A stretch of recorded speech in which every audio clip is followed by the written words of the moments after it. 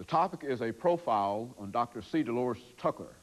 And Dr. Tucker, before we had our final break, we were talking about some of the political activities you've been involved in. Let's sort of change the focus here and give you an opportunity to talk about another organization that you've played a significant role in and that you've been involved in for the longest, and that is the National Association for the Advancement of Colored People. Let's have you talk about that organization. Well, I filed a suit to make sure that we could get rid of those who were misusing the funds of the NAACP and creating a deficit that would have destroyed it. And of course, I was very supportive of Myrlie Evers. We asked her to run, and she did. And we worked very hard to make it possible, and she did win. And we're very delighted. I asked her that she should look at Judge Elion Higginbotham to head a search committee so that we could get the best person in this country to head the organization as president and CEO. And that's Congressman Fumi, who is now aboard. We have a treasurer now that was the chairman of treasurer of the state of Connecticut for 2 terms, and now he is our treasurer. So fiscally, the organization is on track. We have reduced the operating cost to almost $2 million, and we raised $1 million in the inaugural program that I had for Myrlie Evers back last year in May.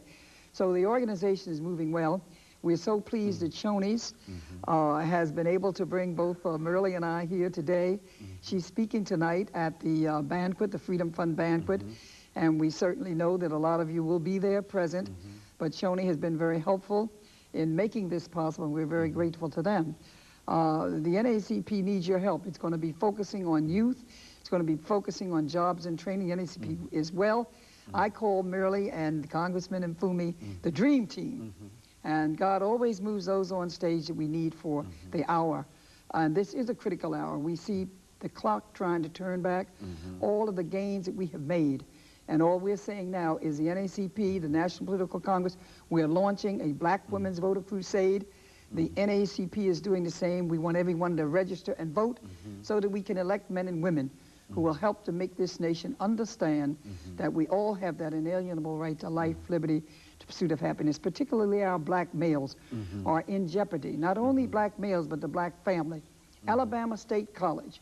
Little do we know that 26 girls to 1 is what we have there. And 39% of all black males in California, 20 years, are in court, under some court jurisdiction, under prison, probation, or parole. These are dangerous times, and that's why we can't have these images being sent out about our young people being gangsters, thugs, and hoodlums. And that's why I would really like for people to write me, to get these words. You'll never know what this gangster rap is all about. And before we close, I want to give out the number, 1-800-225-8511. The lyrics in this last song that Time Warner or these Interscope said they were going to put out, the dirtiest album of all, is telling our children to F their mamas. It's telling them to become whores. It's telling them to sell their bodies. I can't give you the messages. You would lose your license. But please call that number, 1-800-225-8511. We need your help for the Defense Fund, but also to save our children. Thank you again. No, but we've got about 2 minutes here. Yes. Let's give you an opportunity, because I think that you're talking about youth and about children.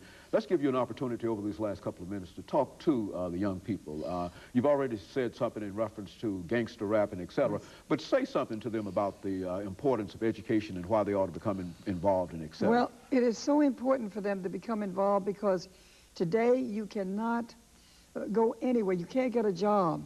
You can't do anything. All of us are sitting here where we are today because we're educated. Mr. Farrakhan had 1 million men march in Washington, D.C. And that image that went around the world, the people that went there, is showing the world that we're just not gangsters and robbers and thieves, but we are educated.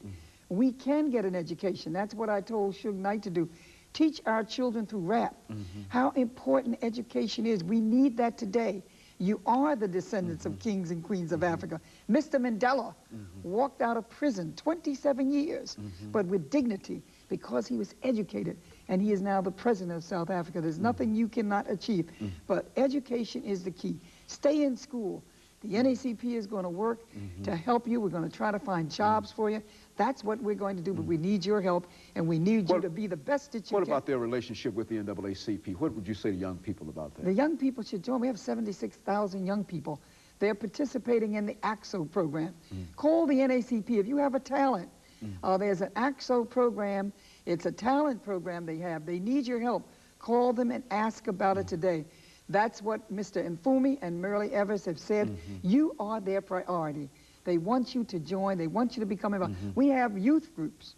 You can join at a very nominal cost, and we're asking the parents to please see that they get involved, because this is our focus.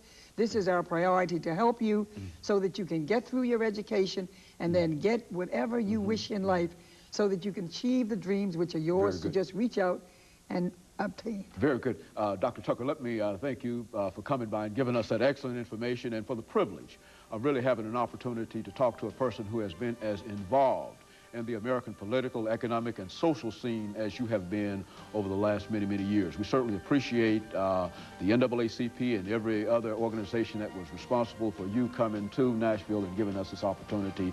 And we simply want to take this last few seconds to thank you for coming by and spending this time with us. And let me encourage you to tune in again next week for another informative edition of Comments. Thank you and good morning.